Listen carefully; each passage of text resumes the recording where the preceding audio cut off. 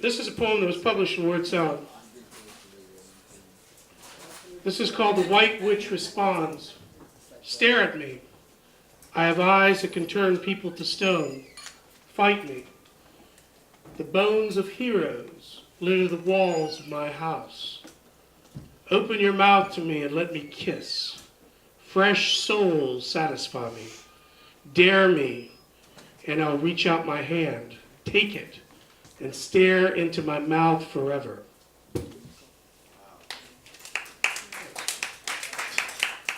I'm going to read a couple poems that have been published different places. This is one that Anna's published.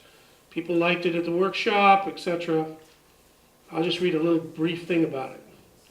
There's been news about Indonesia, about earthquakes there.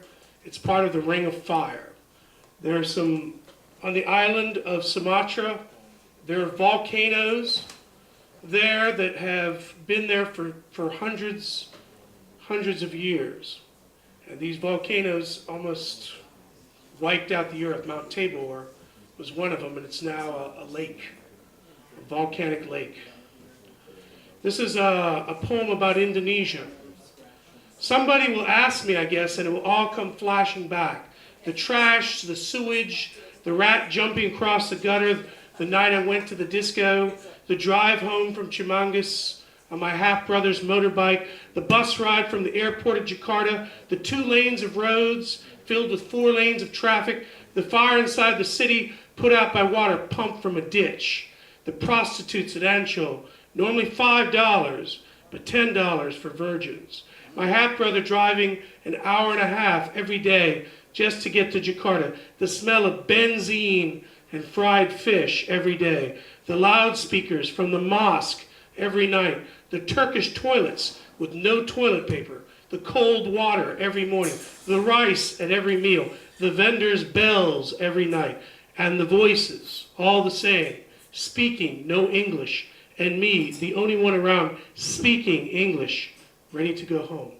Yeah. This is a poem for Anna and for Dave. There was once a time. There was once a time, Susan, your hair blondish brown, a mole on your face, the shape of your cheekbones, brown eyes, how you spoke to me and how I wanted you. Once, you were the wind and my fingers only touched air. You were the mist and my lips kissed sunlight. One night you came, and what Trent had said, that you had always come when you were needed, as if our sorrows summoned you. You healed me. You healed me forever.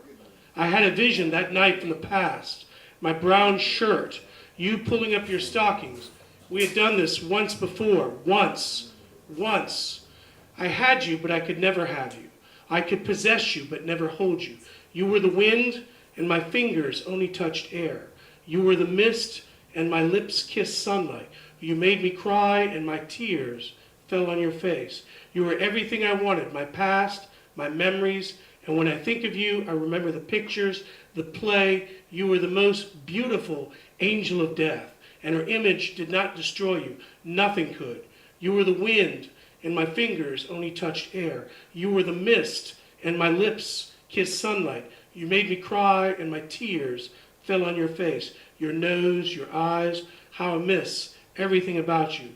You were everything I wanted, my past and my memories. Once. I had you, but I could never have you. I could possess you, but never hold you.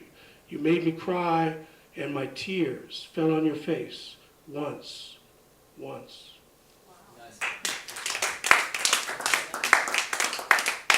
This is called Sequel for my wife. Sometimes I really forget, and then when you leave with our 2 children, and you're smiling, happy, I forget how truly beautiful you are. What brought us together and kept us together through thick and thin since 1992. You are more beautiful than I ever will be. You say more with less words. Once you speak, I understand what you are saying. You have a wonderful smile. You have beautiful black hair. Our children reflect your beauty, not mine. I have made and continue to make many mistakes, but one mistake I never will make, and it is to remember how lucky I am to have you in my life. Keep smiling. It makes me fall in love with you all over again.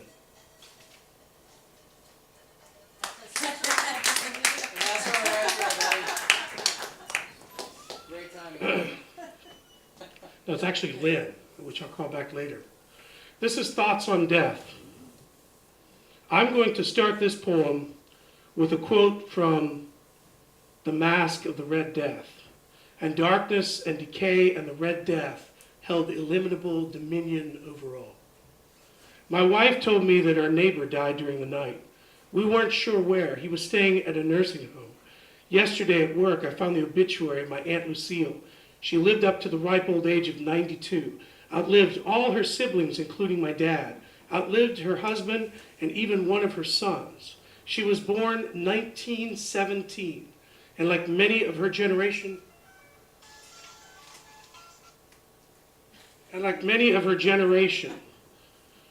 the Depression and World War II changed the way she looked at things. But even her, in her ripe old age, is dead. And all this made me think of that line from Little Buddha. What is impermanence? See these people all around you? In 100 years, they won't be here. That is impermanence. Do we live our lives knowing we are impermanent? Buddhism not only teaches that, it states we are interdependent. Everyone's needs are connected with one another. How are we to live in an impermanent and interdependent universe? The Buddhists teach people to be kind to one another. Christians say, love your neighbor as God loves you. Christianity teaches not to be afraid of death, for Jesus conquered death at the cross. Dying is going home in Christianity, but not many Christians I've met feel that. Death is an unknown fear. I'm frightened about it, mainly because I don't know what's there. I suspect there's nothing there, a vast void. So I run away from it as much as possible. Perhaps I and many others live our lives like the characters of an Edgar Allan Poe story, The Mask of the Red Death. While the Red Death raged outside, people inside Prospero's castle acted as if there was no such thing. There were continuous parties and celebrations. Then the clock would sound, and everything would stop until the clock stopped tolling. One night, the Red Death appeared disguised and killed everyone there in the castle. Are we like those revelers, pretending death does not exist? I wonder.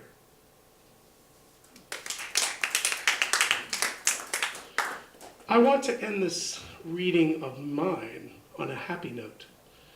And even though there are some sad things about Indonesia, there were some very positive, happy things about Indonesia for me. This is called Up a Mountain Deep in Indonesia. Up a mountain deep in Indonesia, in the island of Sumatra, deep in Indonesia where no one speaks English, where the only tourists are blonde-haired Dutch men and women, and up the mountain that goes up in curves, driving in weaves up a single road, up a mountain where you find yourself at the top of a crater. The crater, a huge lake, and down the crater, the lake stretches out for miles. And from the top of the mountain, it seems that life, when viewed from a distance high above, it stretches for miles. Its dimensions unfathomable, its length and width unrecognizable, its beauty insurmountable.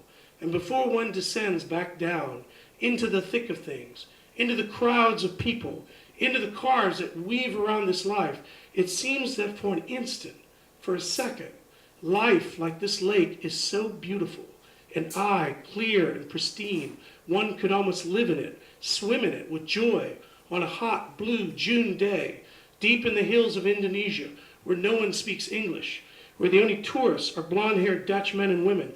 For an instant you could touch it, you could live it, you could believe in it for an instant. I was glad to be alive, to be there, to be here, on top of the lake, whose dimensions are unrecognizable.